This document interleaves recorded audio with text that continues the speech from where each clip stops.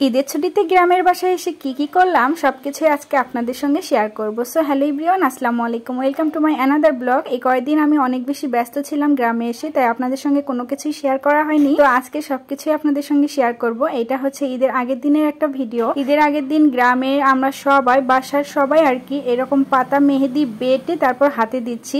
অনেক দিন পর কিন্তু এই পাতা মেহেদি বেটে হাতে দিচ্ছি। ছোটবেলার দিনগুলোকে অনেক বেশি মিস করি, কারণ ছোটবেলায় আমরা সবাই মিলে কিন্তু এরকম পাতা মেহেদি বেটে তারপর হাতে লাগাইতাম। কতই না আনন্দের ছিল সেই দিনগুলো। শ্বশুরবাড়িতে এসে কিন্তু এই দিনগুলো আবার ফিরে পাই মাঝে মাঝে। যেহেতু অনেক দিন পর গ্রামের বাসায় এসে আমরা ঈদ করতেছি, তো চাঁদ রাতে কিন্তু বাড়ির উঠোনটা আমরা সবাই মিলে অনেক সুন্দর করে সাজিয়েছিলাম এরকম কাগজ দিয়ে, এরকম রঙিন কাগজ দিয়ে কিন্তু বাড়ির আশপাশে সবকিছু সুন্দর করে সাজিয়েছিলাম। তো সবাই মিলে হাতে হাতে কাজ করে কিন্তু এগুলো ডেকোরেশন করতেছি। এই যে হচ্ছে রঙিন কাগজগুলো, এগুলো দিয়ে কিন্তু আজকে বাড়ির ডেকোরেশনটা আমরা করে নিব। আমার শ্বশুরবাড়ির যত ছোট বাচ্চা কাচ্চাগুলো ছিল, আমাদের বয়সী যত ছেলে মেয়ে ছিল, সবাই মিলে কিন্তু আমরা এই সাজানোর দায়িত্বটা নিয়েছিলাম। আর এদিকে যারা হাতে মেহেদি এখনো লাগায়নি, তারা কিন্তু হাতে মেহেদি দিচ্ছে। আমার শ্বশুরবাড়ির প্রত্যেকটা মানুষই কিন্তু আমাকে অনেক বেশি ভালোবাসে, আর আমিও কিন্তু সবাইকে অনেক বেশি ভালোবাসি। এখানে হচ্ছে এখন কাগজগুলো আঠা বা গাম যাই বলেন, সেটা দিয়ে রশির মধ্যে খুব সুন্দর করে ডেকোরেশন করা হচ্ছে।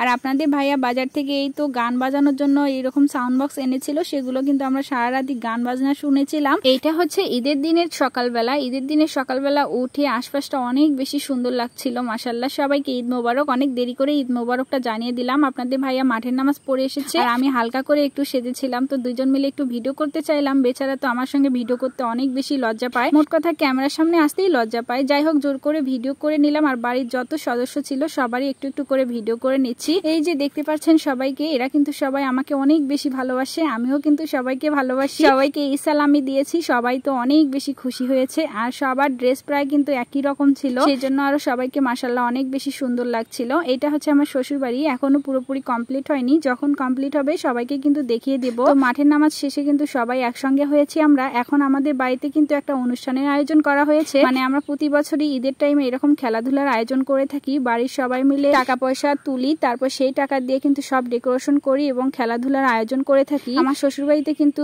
এই ঈদের টাইমে সবাই মিলে এরকম আনন্দ উৎসব আমরা করে থাকি, যাতে করে সবার মাঝে ভালোবাসাটা সবসময় বিদ্যমান থাকে। তো আজকে কিন্তু অনেক ধরনের খেলাধুলো আছে। এখানে কলার গাছে ওঠারও কিন্তু চ্যালেঞ্জ আছে, মানে একটা খেলা আছে। তো আমার হাজবেন্ড হচ্ছে এটার মধ্যে কিন্তু এতো মোবিল লেপে দিল, যাতে করে কেউ সহজে উঠতে না পারে। তো বাচ্চা কাচ্চাদেরও কিন্তু অনেক প্রকারের খেলা আছে, বিস্কিট খেলা, বেলুন ফোটানো খেলা। তো সবগুলো খেলাই কিন্তু আমরা খুব সুন্দর করে করেছিলাম। আপনাদের সঙ্গে শেয়ার করতে কিন্তু অনেক বেশি আমার দেরি হয়ে গেল, তারপরেও আজকে আমি ভিডিওটা শেয়ার করতেছি, যাতে করে আপনারাও একটু বিনোদন পেতে পারেন। যাই হোক, এরপর বড়দের জন্য কিন্তু হাড়ি ভাঙ্গা খেলা ছিল, তো সেগুলো আপনাদের সঙ্গে শেয়ার করব। এদিকে হচ্ছে বেলুন ফোটানি খেলাটা শুরু হয়ে গেছে ছোট বাচ্চাদের। মোট কথা বাড়ির যত সদস্য ছিল সবারই জন্যই কিন্তু আমরা কম বেশি এই আয়োজনটা করেছি, যাতে করে সবারই মনটা ভালো থাকে। এবার ঈদের ছুটিতে যেহেতু আমরা গ্রামে এসেছি, তো গ্রামে আমাদের বাসার সবাই কিন্তু অনেক বেশি খুশি, সেই আনন্দেই কিন্তু এগুলো আয়োজন করা। তো এরপর বাচ্চাদের খেলা শেষে কিন্তু বড়দের খেলা শুরু হয়েছে। এখানে আপনাদের ভাইয়া চোখ বেঁধে দেওয়া হয়েছে ওই যে হাড়ি ভাঙ্গা খেলার জন্য। তো বেচারা তো একদম খেলতে খেলতে এমন পর্যায়ে গেছে,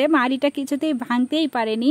তবুও এগুলো খেলা দেখতে কিন্তু অনেক বেশি মজা লাগে আমার কাছে। আসলে আপনাদের সঙ্গে এই খুশিটা শেয়ার না করে পারলাম না। আমার কাছে মনে হয় এই হাড়ি ভাঙ্গা খেলাটা সবাই অনেক বেশি পছন্দ করে। এই হাড়ি ভাঙ্গা খেলা দেখার সময় এত বেশি হাসি পাচ্ছিল আমার। হাড়ি এক জায়গায় রাখা ছিল, কিন্তু সবাই বিভিন্ন জায়গায় গিয়ে হাড়িটা ভাঙার চেষ্টা করতেছিল। কেউ কিছুতেই কিন্তু হাড়িটা ভাঙতে পারছিল না।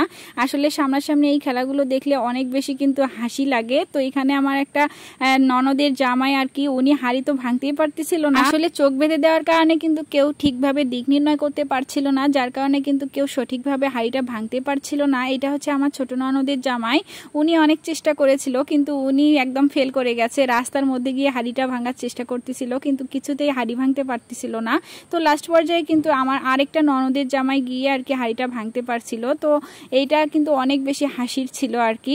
আর এদিকে আমার একটা ভাসুর, উনি তো গাছের ধাক্কায় একদম শেষ হয়ে গেছে। হাড়ি ভাঙা খেলা শেষে কিন্তু এরপর আমরা কলা গাছে ওঠা খেলাটাও দিয়েছিলাম। এই খেলাটা দেখতে এত বেশি হাসি পাচ্ছিল, তো সবাই অনেক বেশি আনন্দ করছিলাম। মোট কথা এবারে ঈদটা আমাদের জন্য অনেক বেশি স্পেশাল ছিল এবং আনন্দের ছিল। তো আজকের মতো এই পর্যন্তই। সবাই ভালো থাকবেন, আল্লাহ হাফেজ, সবাইকে ঈদ মোবারক।